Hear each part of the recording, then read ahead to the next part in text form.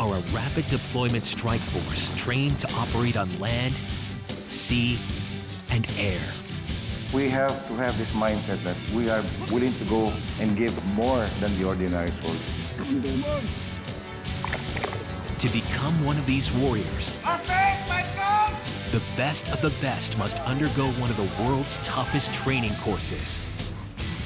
It's even worse than I imagined. Many try, but few succeed. Those who dare will be trained and tested in the push to receive the coveted badge in this elite band of brothers.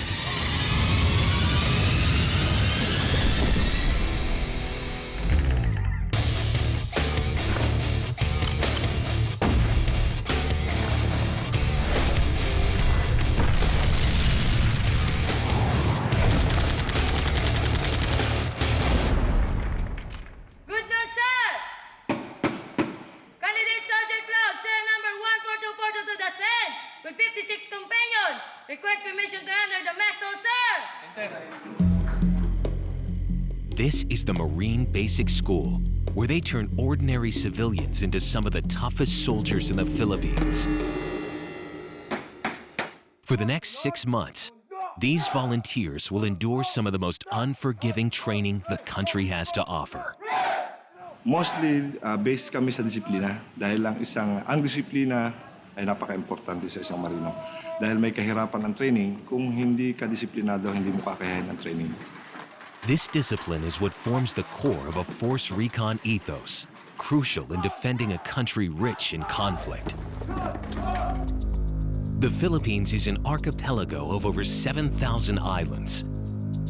In the south, the nation's armed forces must wage war on scores of separatist militia like the Abu Sayyaf, dedicated to establishing independence from the Philippine government. The battleground is dense jungle and remote mountainous terrain, and these challenging conditions demand a special breed of soldier. What we wanted was a strategic type of unit, which could conduct far-ranging reconnaissance, patrols, and operations. And its personnel could infiltrate by sea, air, and land. The Force Reconnaissance Battalion is the special operations arm of the Philippine Marines, specialized in long-range reconnaissance patrols, amphibious assaults, and hostage rescue. We must have this attitude that we must be better than the others because the rest of the Marine Corps expect us to perform way above the performance of others. And it all starts here, Ternate Cavite, southern Luzon. Dalawa, sabay. Sige, tulak mo. Bilisan mo dyan, basenga. Kung may tagilid mo, hindi ganyan. Yan, go. Ito yung ginagawa mo. Sabi na sa bayo, kung anong pa, sa kakamay.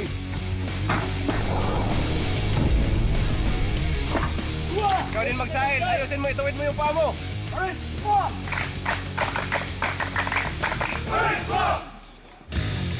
The intensive training program is designed to be as realistic and hazardous as possible, because as soon as they graduate, they will be sent into combat. Most of the Marines are really tough because when you land on a beach, there is no place for hesitation. There's no way of going back into the ships. So the only way is forward. So the Marine Corps has developed very tough warriors. The basic training is tough, but those that pass at the top can try out for the most elite team on offer. The Force Recon Battalion. Sa training pa lang, nalalaman namin kung mayroon siyang potential na maging force reconnaissance dahil sa ability. If they get selected, they'll move on to 3 months of specialized training, where a new level of hell awaits. A lot is expected of us. Kaya sabi ko sa'yo, we're elite. We're supposed to be elite, not elitist. We have to have this mindset that we are willing to go and give more than the ordinary soldier. The Force Recon Battalion will fight a highly specialized kind of war, the core of which is represented in their badge. The knife shows that they are warriors. Black and lightning represent their stealth, and the parachute shape shows that they are airborne. So So yung airborne training is a core competency ng special operations na mini-maintain ng Force Recon. Using these skills, may nakaready tayong personnel na capable na mag-operate, magkaroon ng future deployment. With a country spreading over 300,000 square kilometers, airborne insertion is the quickest way to deliver a team of special ops troops into a conflict zone. If you want to be Force Recon, you have to have the coveted silver wings. And the training to earn them is not for the faint-hearted.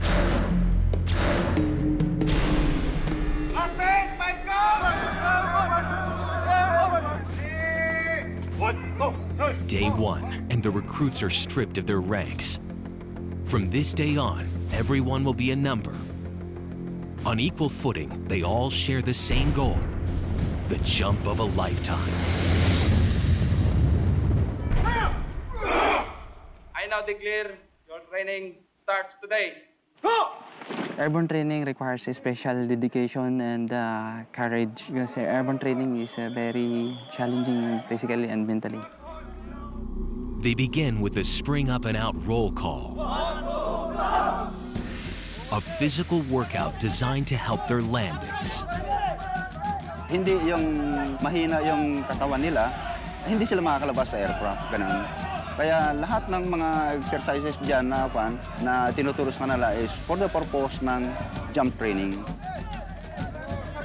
This is just the beginning, and already some of them are feeling the strain.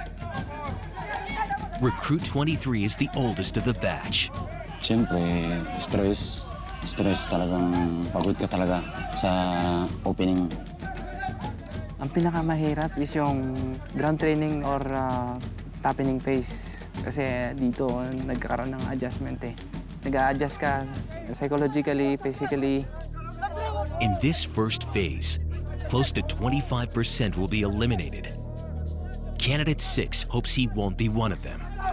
Yung paghihirap dito sa airborne, wala siyang pahinga. Ang pahinga mo lang everyday, yung kain lang. Tapos, every 5 minutes lang may pahinga. After that, wala na. Counts in 10 repetition, 5 to the left and 5 to the right. Are you ready? Sabay-sabay, exercise! After roll call, the punishing exercises begin. Yung nakikita natin ngayon dyan na exercise nila is para ma-practice nila yung balls of the feet, para hindi ma-flat-footed yung paa nila at makukurente yung pangangatawan nila. Much of these exercises are especially designed to form the muscle memory needed for their ultimate mission. Jump from an aircraft, descend at 1,000 feet per minute, and land alive. This year, the Marines have selected more women candidates than ever before. It's a unique opportunity for Mary Joy Almedo. Sa akin, gusto ko mag-airborne para to prove to myself na kaya kong makipagsabayan din sa lalaki. Sinasabing hindi namin mapapantayan yung lakas na lalaki, ma'am, pero sa sarili ko, ginagawa ko yung makakaya ko, ma'am, to prove to myself.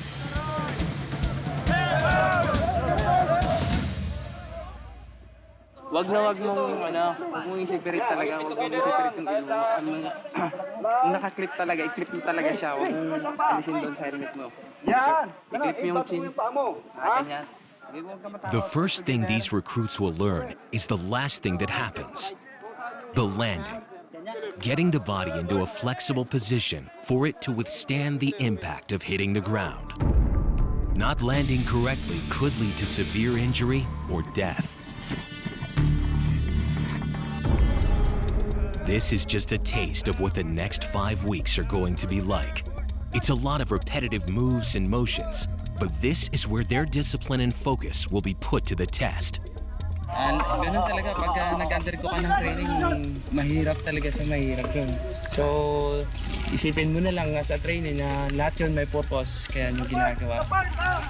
And design yun talaga para ma-overcome mo lahat ng whatever adversaries na maharap mo sa in the future. Next, they move on to practicing landing on the move. It's a chance for them to begin to feel the impact of a landing.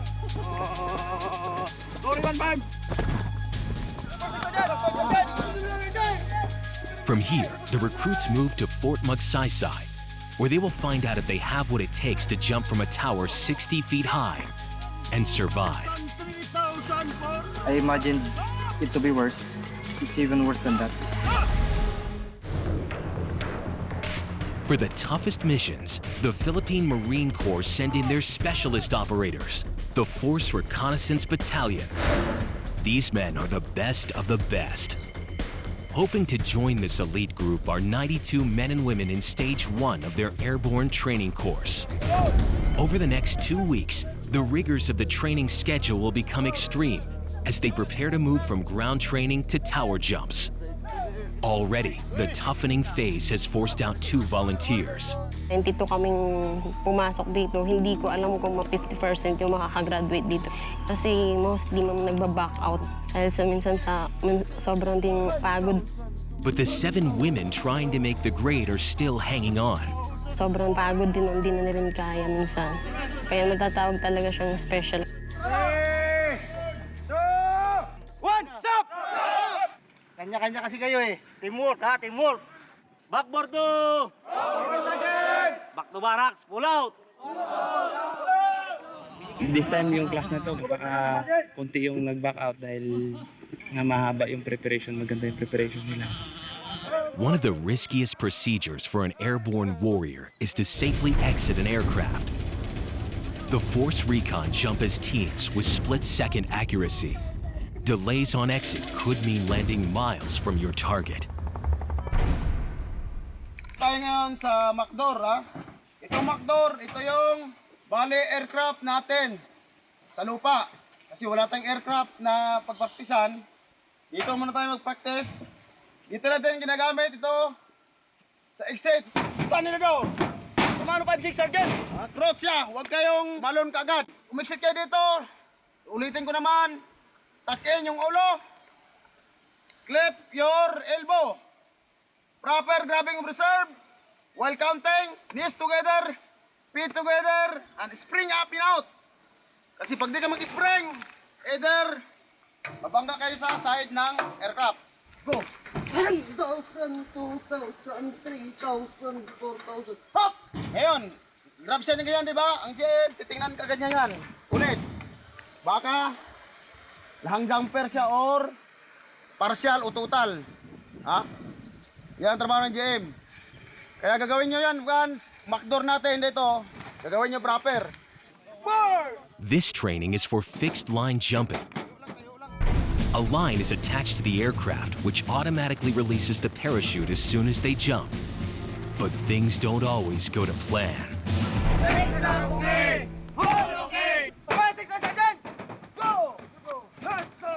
Isipin mo ang blow, ha? Yung blow.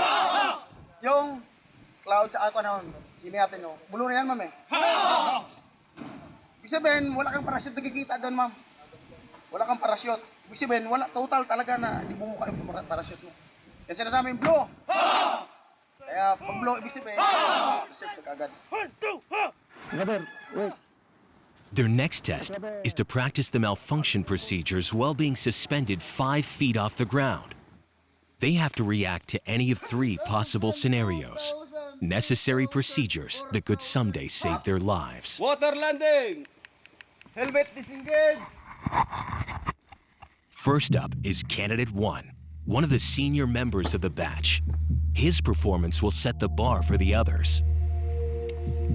Yung mental awareness, yung positive attitude, dapat nandun lagi. Very confident naman po. Okay. Get together! Look to the horizon.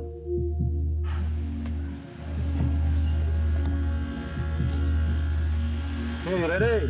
No tap, no go! Go! 1,000, 2,000, 3,000, 4,000. The white flag represents looking up and seeing the parachute open. Treetop level! Treetop level means he needs to release his straps in time for a water landing.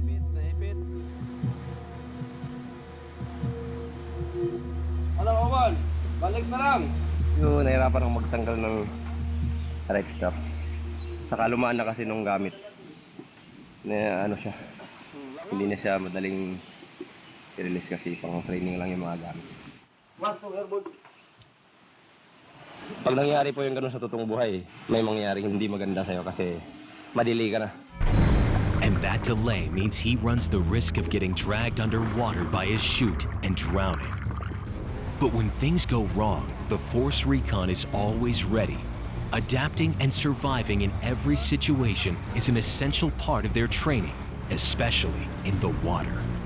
To learn how to deal with potential drowning situations, recruits are bound hand and foot and thrown into the sea. I love you, Force Recon! Go! Pag boss nandun ko sa ilalim at kinapos ka ng hininga mo, talagang mamamatay ka sa ilalim ng dagat. The fear of drowning can lead to panic, so the men are first taught to relax. Forward. Next, they will have to learn to control their breathing and make their way to shore.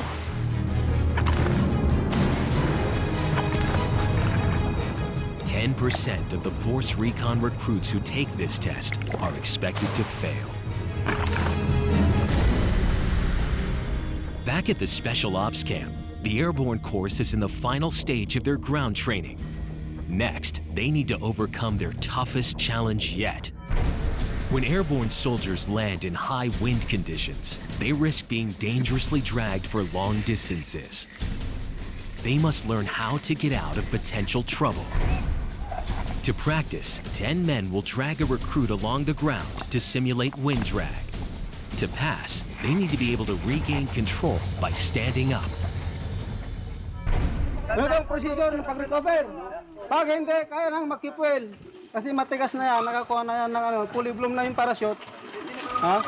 Ang gagawin dito, pag habang inihila siya, i-pull up. Dalhin dito. Itong isang pa, itapon dito sa side dito. Pagsabayan, tapos isikat. Pag nasikat na siya, pag nakatayo na, maramdaman mo nang itayo ka na niya, sabay bitaw itong tali. Ready, go! Hila. Hila. Go.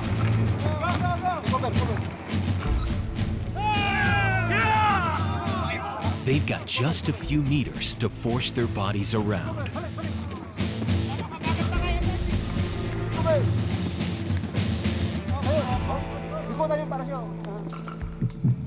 It's female recruit 52's turn. At 5 feet, she is one of the smallest on the course. Nakakatakot na kasi nakikita ko sa mga unang nag-perform na mahirap talaga. Tapos yung mukha parang hindi na ma-drawing. Talagang mahirap dapat malakas yung lower body mo mag-twist mo para makuha mo yung pag-recover.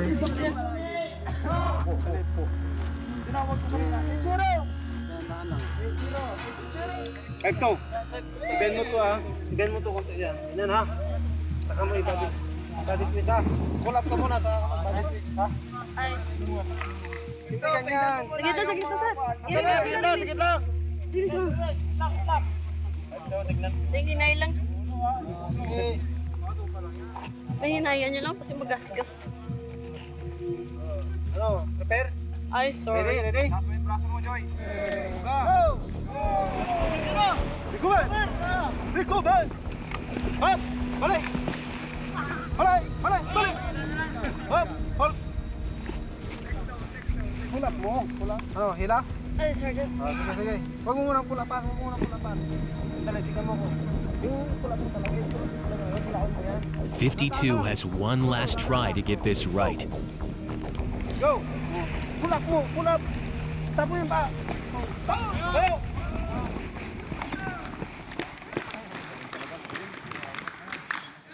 Papagod lang mag-pull up kasi sa force ng naghihila sa akin masyadong papersa tapos hindi ko makontrol yung persa nila. Tumatiming pa ako, ma'am. Pagod. Now, the rest of the men have to prove they can do it too. With all the ground techniques conquered, it's time to take things higher up. Phase 2 moves to this training tower, a massive 60 feet in the air. They call it the Tower of Hell. The Philippine Force Recon is an elite unit that specializes in land, sea, and airborne special operations. Part of what makes them so effective is their expertise in the close-quarter combat method, Pakiti Tertia Kali. This Filipino martial art arms the users with a complete strategy to destroy the enemy at close range. Pag nag-strike sa hindi. Pag taas mo dito is susot siya dito and then mag-lock. Lock siya. Lock. So yan yung purpose na paano masama disarm. At the same time, pwede mo sangkuanan dito. So yun yung lock, blade to blade, hand guard. And then ito naman sa full guard, yung bawang tumaga siya dito sa kamay ko, pag tumaga siya, ibig sabihin ito sa pwede siyang guard. So kaya may full guard siya. At the same time, laglag mo siya dito, kuha siya dito, lock. So kung sa practical, hawakan mo lang yung dito niya, at the same time, taga siya dito. So disarm mo siya. This ancient system of fighting can be traced back to the 1500s. Its elaborate movements were created so they could practice the art in front of their Spanish colonial rulers without causing suspicion. Looking more like a dance than a martial art. Today, these moves are used against a different adversary. Naisip ko nito, ma'am, dahil kasi nung that time remaining year na since of 1990, marami na pupugutan na Marines, ng mga kabrother na kabaro ko. So nag-isip ako kung paano gawin na pang-counter doon sa mga bulo na pinapuputol ng mga kalaban na Abu Sayyaf. The practice focuses on the proper use of the Philippine bolo, a long, heavy, single-edged machete. Each thrust is meant to kill. Sa 24 hours na bar fight, hindi ka maubusan ng bala. Usually, pag naubusan kami ng bala, next in line namin na nagdi-depend, ang option namin is yung bulo. Dahil ang kalaban, magagaling din sa paghawak ng bulo. Use na rin natin ngayon, ito yung buhay. Pag nilagyan mo siya ng extension na bulo, ito pa yung haba ng buhay mo. So ito yung natawag namin na kadugtong ng buhay. Bulo is my life. Close-quarter combat is a vital part of recon operations, especially in the southern islands of Mindanao, which has been plagued by Islamic insurgency and terrorism for decades. Thousands of well-armed fighters continue a campaign of guerrilla warfare against the state. Because the current trend is what we foresee in future wars is not wars between countries anymore, but wars between proxies of these countries. And usually these are insurgents or terrorists. And what you need are elite, highly trained soldiers who can conduct surgical operations in whatever place they're deployed. The Force Recon Battalion was called into action when it was assigned to conflict-ridden Mindanao in 2000. Their mission, to neutralize the forward defenses of Camp Abubakar to clear the way for the rest of the Marine battalions to move in. Master Sergeant Luis Marmol was part of that operation. So, ang mission namin doon, makuha namin yung detachment sa harapan. Kasi yun yung paanan going to Abubakar. So, dapat makuha yung isang detachment doon bago po-forward ka sa taas. Then, ang position, galing kami from down, going to up. So, nasa up sila. So, kahit outnumber nga kami. So, tinugunan lang namin yung mission na binigay sa amin. Using classified tactical maneuvers, they reached their objective. But 3 of his comrades died in battle. For the 90 men and women hoping to join the prestigious ranks of the Force Recon, They're now entering phase 2 of their airborne course. Here, they must face the dreaded Tower of Hell, where they will be tested on exiting and malfunction drills, while speeding down a zip line over 100 meters. Baba lang yan. Bigyan nyo na lahat yung ano nyo dyan. Mga karapat-dapat para ma-check out kayo. It's the first time they will find out if they really have what it takes to be airborne.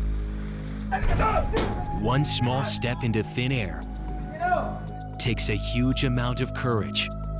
If vertigo kicks in, they will fail the course. Instruction doon sa taas.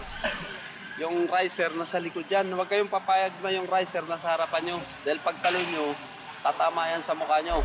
The feeling, halos lahat kami na-excite actually. Kasi ito yung masasabi naming last phase ng training namin before the final jump. Spring up, out, and count 1 to 4. Grab your reserve, tuck in your head, feet together. Check your malfunction. Yan. Go! The instructors are looking for 100% confidence when exiting the aircraft, because hesitation could lead to an uncontrollable spin and possible death. This is the moment of truth for Candidate 1. Normal lang naman yung kaba, pero dapat huwag isipin para makapag-perform na maayos. One sir, stand on the door. Ano lawan sa dyan? Stand by! Go! 1,000, 2,000, 3,000, 4,000 up! Marami siyang deficiency. Pushing sa tower, delay and tuck-in of head, pass counting, pag-jump niya, yung reserve niya, mali ang pag-grabs. Most common sa first day kasi nakikita natin yung weak exit at saka yung grabbing of reserve. So hindi nila masyadong nape-perform yun kasi kinakabahan sila. Gagawin natin itong 1 week para paulit-ulitin natin sila para ma-perfect nila yung jump. Para pagdating ng jump week, okay nila. Alongside proper techniques, the instructors have come up with their own special remedy to help spur on the nervous recruits. Ito sir yung yung pampatapang nila. Gagawin natin inumin nila para pampalakas ng loob. Para pagtalon nila doon, malakas yung loob na nila. Bawat balik nila, inom, kain. Sobrang tapang na nila. Candidate 6 is one of the lucky first to try. Lagyan muna kita ng lipstick para tumapang ka ng tumapang. Forward! 1! Maganda yun sa'yo. Stand it down! Number 6, sir! Go! Ay! Hesitating!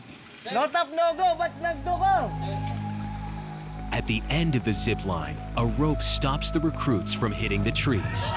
Wala na, di nakapagbilang! Next up is female recruit 22, one of the 7 women trying to make the grade. But she's in trouble. Fit together! Fit together! The damp conditions are making it difficult to stop.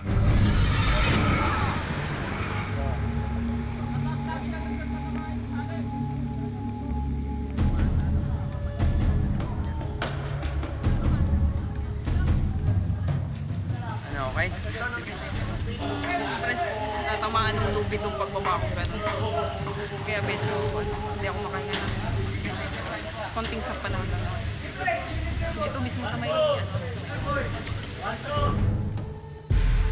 Fear is still stopping many from perfecting their exits.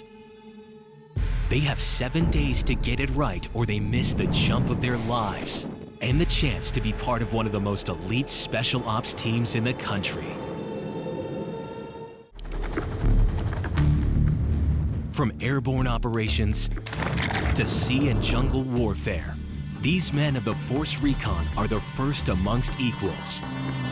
Of the 9,000 Marines today, only 300 have earned the right to wear this badge of honor. But they only get there if they successfully pass some of the toughest training in the Philippine Armed Forces. When forward observers need to be sent far behind enemy lines, the Force Recon Battalion send their 8-man teams. But they don't go alone. They're joined by a deadly team of Marine Scout snipers.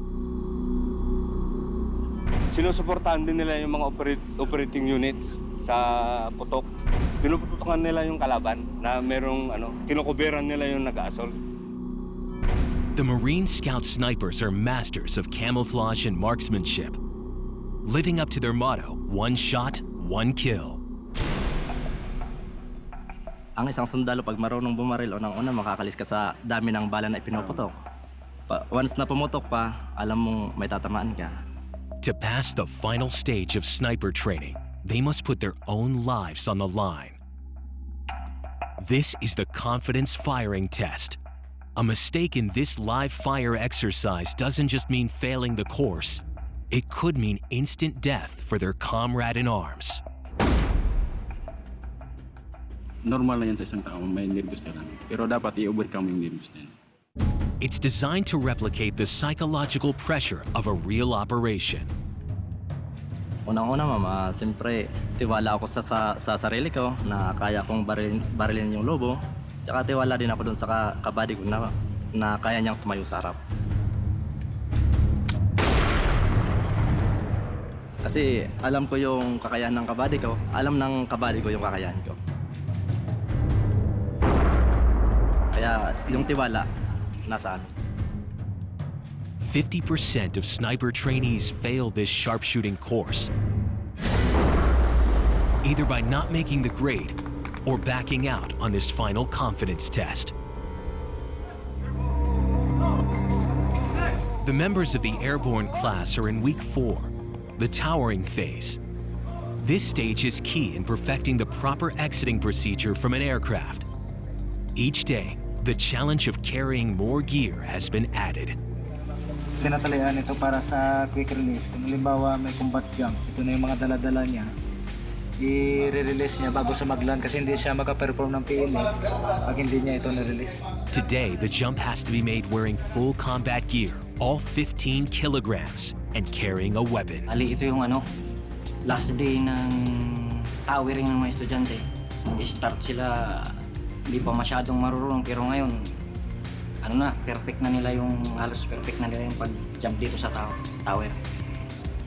Katapos nito, ma-check out sila lahat. Proceed tayo sa yung actual jump na.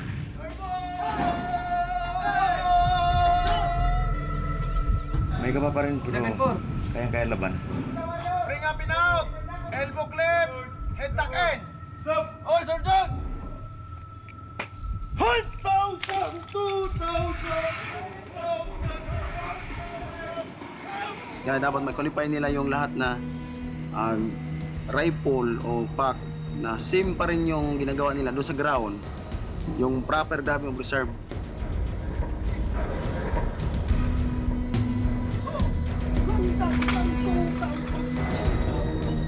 Ang napansin namin doon sa yung pag-jump niya kaya, yung elbow sticking out. Dapat ang ng reserve, dapat dito sa gilid. Delikado yon kasi mula sa taas, pababa ka, ang bilis lang, seconds lang yan. Mataas na yung 20 seconds yan, baba ka na. Kaya pasas namin palagi na pag-exit, hawak ang reserve automatic. Traveling at over 35 kilometers an hour, there isn't much time to think. Everything has to be done by instinct, or there won't be enough time to pull your reserve and save your life. Proper ka, grabbing reserve, ha? Oo, Sergeant! Yakyat! O, si Binuan! Hello! Yun sa kanya ngayon, kasi rifle siya, yung hindi niya natanggal yung yung kuha ng baril, yung tali. Dapat kasi tanggalin mo yun kasi once nanggalan ka na, delikado sa mga ganun na sa jumpers na ganun na di matanggal yung tali ng rifle niya. Maaaring ma-injury siya dahil yung baril nga niya nakatali din dito. Si Binuan! Ilo! Tayo sa Binuan, Sergeant! Yung releasing ng baril mo, ha? Dumate ka! Ay, Sergeant! Kaya tingin ko naman makuha na sila lahat dito kasi sa tagal naman ng training, magawa nila ito maganda lahat itong mga kuha na ito. Pinapagawa namin.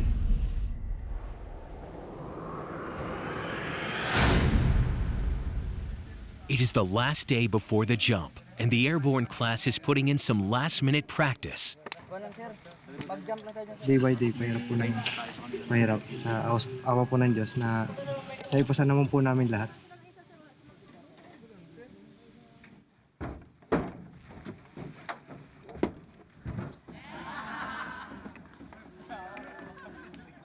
Makinig ha, tandaan nyo ha kung anong jumpers kayo.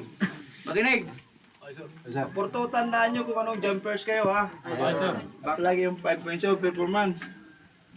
Ano yan? Check body position and count. Check canopy and gain canopy control ha.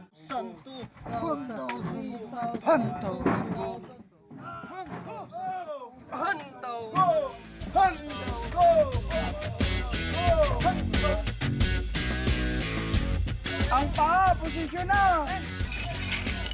Yun, ito ba yung bigat-labon?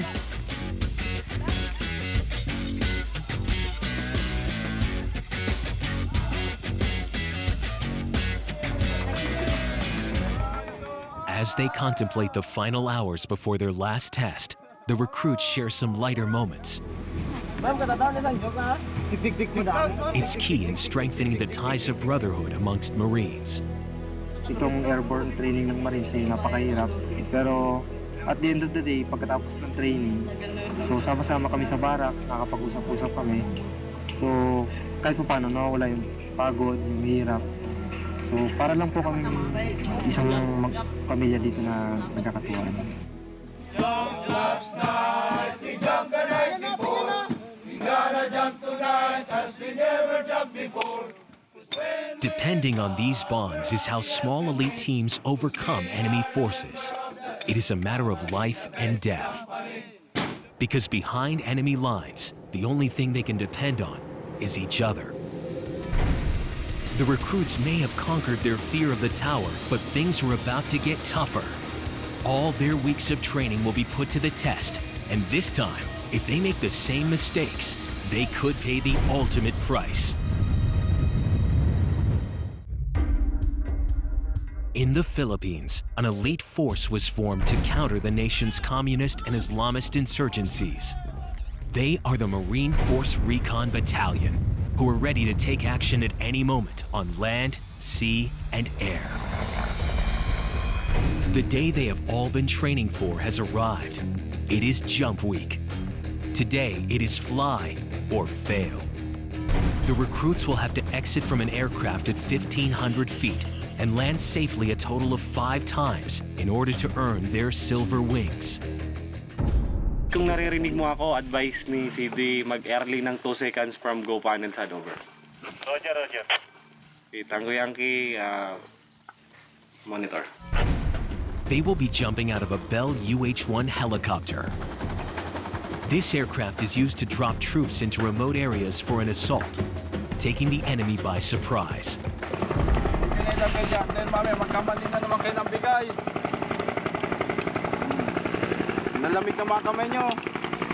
The drop zone looks like any area of scrubland, but if you're coming at it from 1,500 feet, it's a minefield of potential hazards.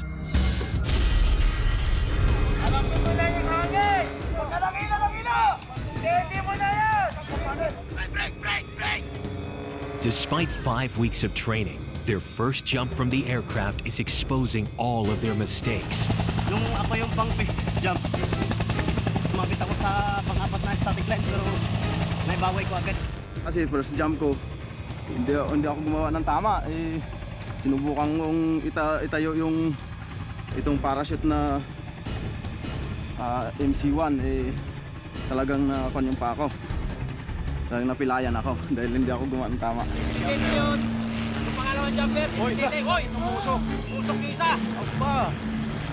True to being a Marine, they have to be ready for anything, even landing on unexpected terrain. Sino yung sumabit? Iwan ko, sir. Di ko alam. May sumabit sa atin, sir. 4 na tayo. Talaga si Tolentino. Ha? Nag-isipit na naman. Si ano niya, 5-1. Nag-anong kasi. Gumalulo kaya ako na-late. Gumawak siya sa ano. Hesitate siya. Oh, sir. So, So nag-hesitate si 5-1 kaya lalo ka na-delay. Kung nag-face the wind ako, lalo doon pala sa bubong na ako papunta. Sige, kasi wala ka ng time na para mag-maneuver pa eh. Ayun, mga ganong landing, hindi na maiwasan yan. But then, piniprepare nga natin yung mga estudyante natin para sa mga ganong senaryo, so mga ganong sitwasyon. Anyway, na-train sila para doon. Despite the unconventional landing, Recruit 34 passes and moves on to his next jump.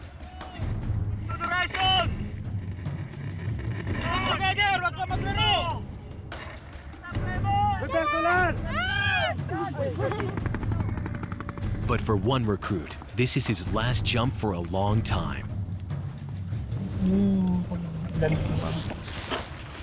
Pag-land ko natas yung pa ako pero pag pilot ko wala nang bumigay kagad yung pa ako. His right leg is broken, and it will be another 2 years before it's strong enough for him to jump again.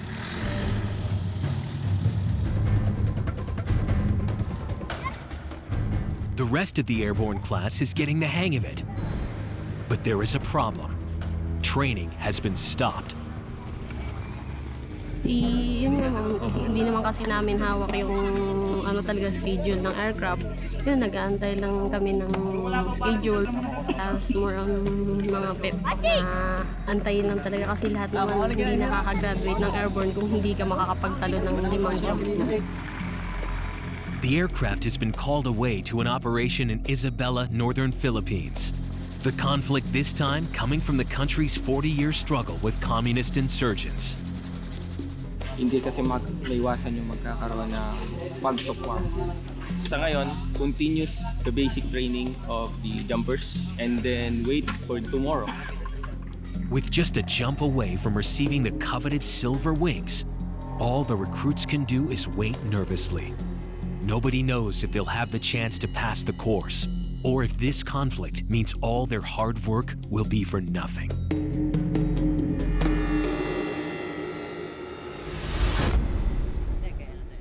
It is the final week of the airborne course.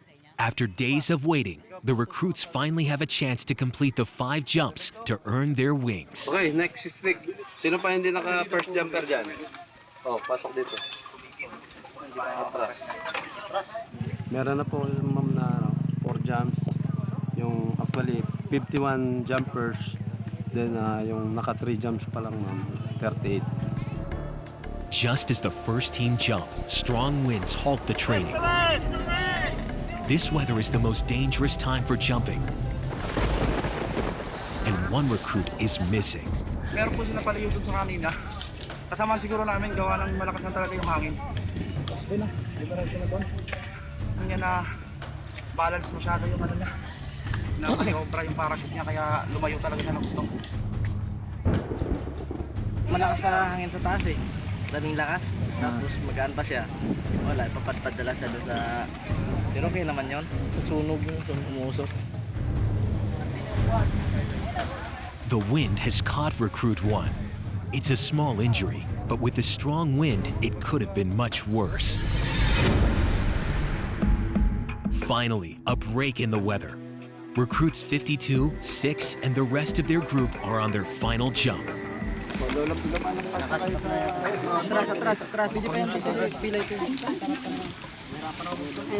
Pag natapos na itong 5 jump namin, ma'am, siguro makatawag na qualified airborne ka naman talaga. Dito mo na lahat mo apply lahat na natutunan mo from the beginning of this course.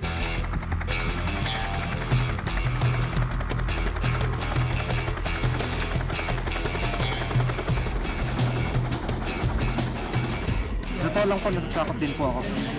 Kahit sino naman po siguro matatakot sa kung tatalon ka ng ganon kataas.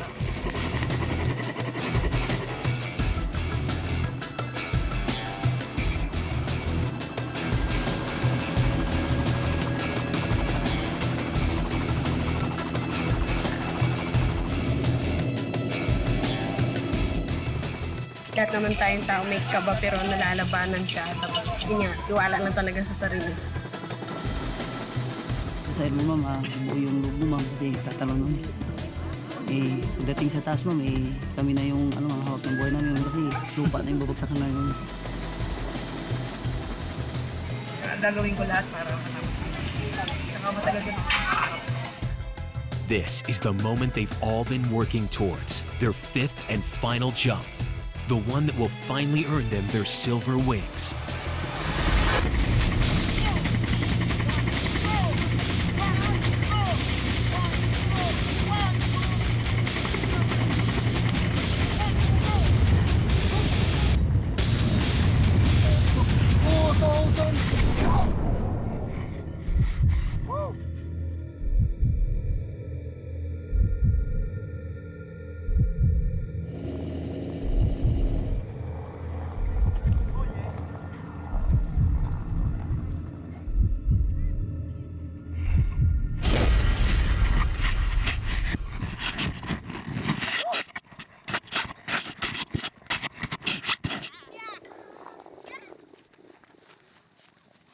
Napakasarap sa taas. Although nakakatakot sa una. Whew! Sulit na sulit po. Yung pagod namin sa training, sulit na sulit po. Ang sarap po. Parang yung sa una nakakatakot yung the moment na you jump. Pero nung naando na, nung naramdaman ko bumuka na yung chute, sarap sa pakiramdam, parang di ako gumagalaw. Sarap maging airborne! I love airborne! After 6 weeks of intense physical and mental training, they have now earned the right to be called airborne. Pride of Novacia! Airborne! Airborne! This is Ritual. Welcome to Airborne family.